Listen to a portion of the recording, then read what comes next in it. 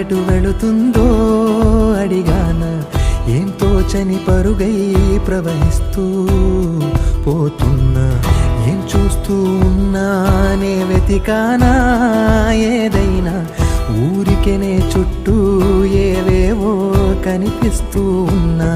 కదలని ఓశిలనే అయినా, త్రుటిలో కరిగే కలనే అయినా, ఏం తేడా ఉందట నువ్వెవరంటూ అడిగిదు నన్నెవరైనా.